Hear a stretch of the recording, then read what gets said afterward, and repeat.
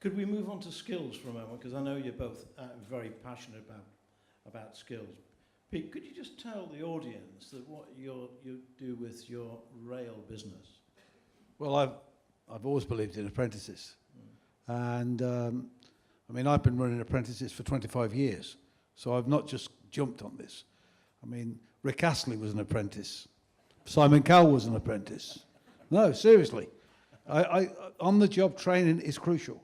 Yeah. You can only learn from somebody who does the job for a long time and can teach you. I have, and you know I've been campaigning for a long time. Where education is important, it is important. It's not the only part of apprenticeships. It is, reading and writing is fantastic. But you know what? I can quote so many times where experienced guys have been able to take young guys and say, no, hang on, son, don't do it like that, do it like this. You can't learn that in a classroom. And I support all of the UTCs and everything and all the education. The problem we've got, if you can't teach young people to work machines if they don't work them. You can't sit them by a classroom and say, this is a lathe, this is how it works. You can't touch it because it's too dangerous. But you can watch it, and we'll give you a certificate at the end to say you've watched the video.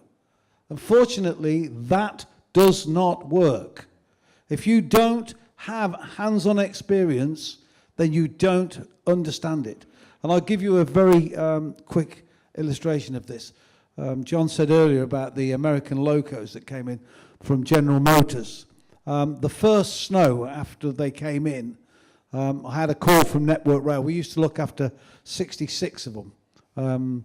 We had a call from Network Rail on the first snow, stop all the 66s because they're putting too much sand on the track, which is isolating the signals, and we don't know where we are. Yeah, we didn't know where they were. So I'm walking around the shed, and we rang Canada, and they said, oh, it's going to be this, and it's going to cost a lot of money. It's going to take a long time to fix. And one of my old boys that is a mentor for the apprentices, retired, he was probably about 72, 73, said, you're looking worried, Pete, what's the problem? I said, oh, we've got a real problem. But the 66ers are putting too much sand on the track and isolating the signal. Oh, he said, that's just like the Stanier locos did. I said, what? He said, oh, the Stanier steam loco, the Black Fives, he said, they used to do that.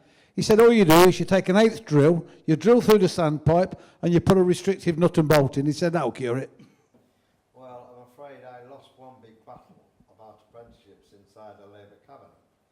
We'd simply come in 1970, wanting to see things fine. I'd always been critical of the demand by the engineering industry to say, we don't want to pay levies. So you've got a set amount, you plan the apprenticeships, because we could do it cheaper, they said. Well, our people give in. I remember David Blunkett arguing, it'll lose this that time, I told him. What happened? As soon as they got rid of the levy and the accountants got into the company, the apprenticeships went. I remember one firm, a French firm, taking hold of one of the small steel firms here near the motorway, I think on the M6. And the first thing he did was get rid of the apprentices. Yet in France, you can't do that because it's a legal requirement to train.